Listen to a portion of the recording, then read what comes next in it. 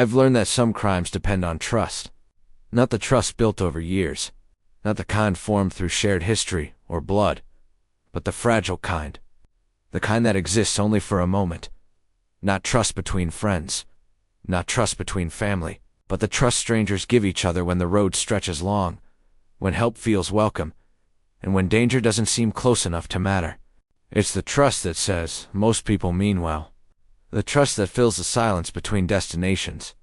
The trust that assumes a kind face comes with kind intentions. When the road feels open, and the world still feels kind. That's the trust hitchhikers carry with them. The trust travelers rely on when they don't yet know where they'll sleep that night. The trust that turns a passing car into a lifeline, and it only takes one person to misuse it. One person willing to wear normalcy like a mask. One person who understands that trust, once given, lowers every defense. This is one of those cases. A case where kindness became vulnerability, where trust became the doorway, and where the open road led somewhere no one expected to go. This is where the story begins. Between 1989 and 1992, young travelers began disappearing in New South Wales, Australia. Not all at once. Not in a way that immediately set off alarms. Just one here, another there. At first it felt like coincidence. They were backpackers, young people moving light, carrying everything they owned on their backs, traveling with maps folded too many times and plans that changed by the day. They were hitchhikers, standing at the edge of long highways with their thumbs out, believing the next ride would get them closer to where they were going. They were students seeing the country before life settled in, before careers, before responsibilities, before the weight of permanence. This was the season of freedom. They trusted the road. Trusted that drivers would help more often than they would harm. Trusted that the vastness of Australia meant possibility, not isolation. Trusted that daylight, traffic, and distance offered protection. Because when you're young and moving forward, danger feels abstract. It feels far away. And someone understood that. Someone recognized that trust wasn't just present, it was expected. That these travelers weren't reckless. They were hopeful. They believed the road was a shared space, and that belief made them vulnerable. One by one, they vanished. Sometimes pairs, sometimes alone. Their absence didn't immediately scream violence. Backpackers move on. Postcards stop arriving. Plans change. Families were told not to worry. Authorities hesitated. Time passed. And in that time, someone kept driving, kept offering help, kept turning kindness into opportunity. They trusted the road, and someone used that against them. The man responsible would later become known as the backpacker murderer. His name was Ivan Milat, and for years he hunted quietly along one of Australia's busiest routes, the Hume Highway, stretching between Sydney and Melbourne. A road meant to connect places. Instead, it became a corridor of loss. Milat's method was simple. He looked ordinary, approachable, helpful. He would pull over and offer rides to hitchhikers heading south. And when they accepted, he drove them somewhere else. That place was the Belanglo State Forest. Dense, remote, unforgiving. A place where screams didn't travel far, and footsteps disappeared quickly. What happened in that forest would only be fully understood years later. But by the early 1990s, something was wrong. People weren't coming back. The first major discovery came in 1992. Two young women from the United Kingdom, Carolyn Clark and Joanne Walters, were found buried in shallow graves. They had been missing for months. Their bodies told investigators something chilling. This wasn't random violence. It was controlled, intentional, repeated. More remains followed. James Gibson and Deborah Everest, both Australian, were discovered in 1993. They had vanished years earlier, back in 1989. Then came three more victims: Simone Schmeidel, Anja Habskeed, Gabor Nugebauer, young travelers from Germany, all found in or near at the same forest, all victims of extreme violence. Investigators began to see a pattern. The victims were young, mostly in their late teens or early 20s, traveling together or alone, relying on hitchhiking. And all of them had crossed paths with the same kind of person. a man who offered help. The brutality was calculated, not rushed, not chaotic, deliberate. Victims were restrained. That alone tells you this wasn't about losing control. It was about taking it, about deciding who moved, who didn't, and how much fear filled the space between those moments. Some were shot, some were stabbed, some were beaten. Different methods, same outcome. And that variation matters because it shows choice. It shows time. It shows someone deciding, moment by moment, how the violence would unfold. In several cases, spinal injuries suggested Milat deliberately tried to paralyze his victims before killing them. That detail is chilling not because of what it did to the body, but because of what it reveals about the mind behind it. Paralysis removes escape. It removes resistance. It turns a person into something completely powerless. That kind of injury doesn't happen accidentally. It happens when someone wants absolute control. This wasn't panic. Panic is messy. Panic is reactive. Panic is unplanned. This was domination. A deliberate stripping away of agency. A demonstration of power. A moment where fear was not a side effect, but the point. Milat wasn't trying to get away. He wasn't trying to silence witnesses quickly. He was asserting ownership over the situation, and over the people in it. That distinction matters, because crimes driven by domination aren't about necessity. They're about gratification, about the need to feel superior, untouchable, in command. And once someone learns they can create that feeling, they don't stop easily. They repeat it. They refine it.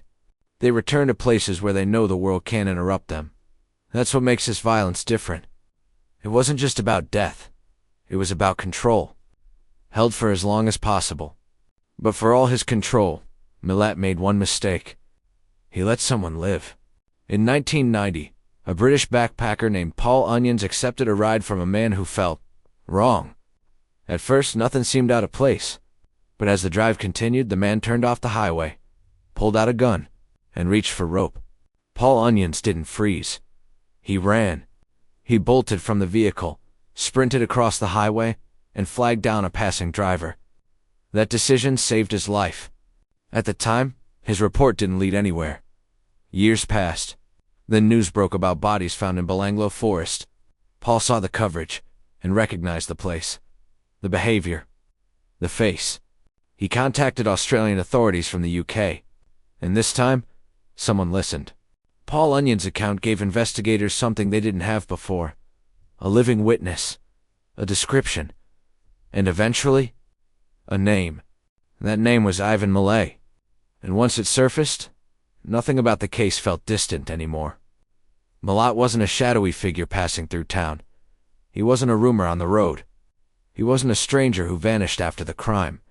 He was local. He had a job, a family, a routine. He blended in. For years, he had moved through ordinary spaces without drawing attention, working, driving familiar roads, living a life that, from the outside, didn't raise alarm. That's what made the name so unsettling, because it meant the danger hadn't come from somewhere far away. It had been close the entire time. When investigators began looking at Milat's, patterns snapped into place. His movements matched disappearances. His access matched opportunity. His behavior matched control. Suddenly, the randomness disappeared. What had once felt scattered now felt intentional. The name carried weight because it came with something investigators had been missing: continuity.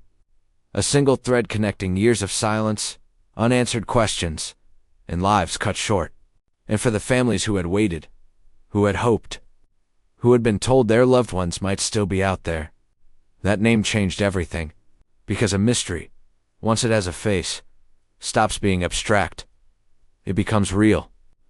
And once Ivan Milat's name entered the story, there was no going back. The road that had taken so much trust had finally led investigators to the man who had been exploiting it all along.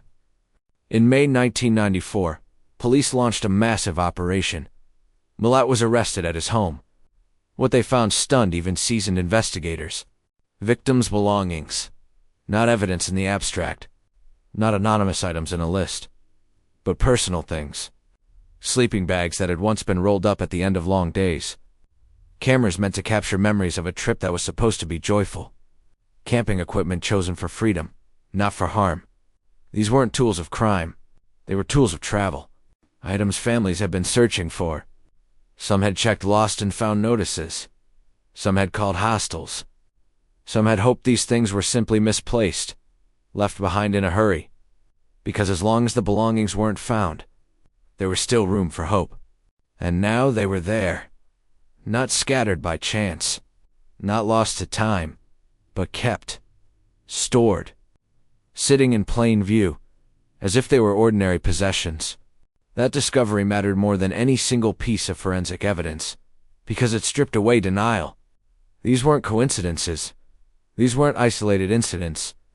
Someone had taken these items from people who never came back, and someone had decided to keep them. For investigators, it confirmed a pattern. For families, it confirmed a truth they had been trying not to face. That the journey didn't simply end. It had been taken from them. And that realization carries a weight no courtroom or sentence can ever fully lift, because those objects were meant to travel the world. Instead, they became proof of where the journey stopped. They found weapons. A .22 caliber Ruger rifle hidden inside a wall cavity. Ballistics later matched it to bullets recovered from crime scenes. They found a cavalry sword, and perhaps most chilling of all, a photograph. The photo showed Milat's girlfriend wearing a bright Benetton shirt. That shirt belonged to Caroline Clark, a trophy. The trial began in 1996. It was long, painful, and detailed. Witnesses described the forest, the injuries, the fear. Paul Onions testified, and his words carried weight. Milat denied everything. He never confessed, never expressed remorse. He blamed his family. He blamed police. He blamed everyone but himself. The jury wasn't convinced. Milat was convicted of 7 murders. He was sentenced to 7 consecutive life terms, plus 18 years. No parole. Ever. Psychologically, Ivan Milat fits a pattern seen in predatory serial offenders.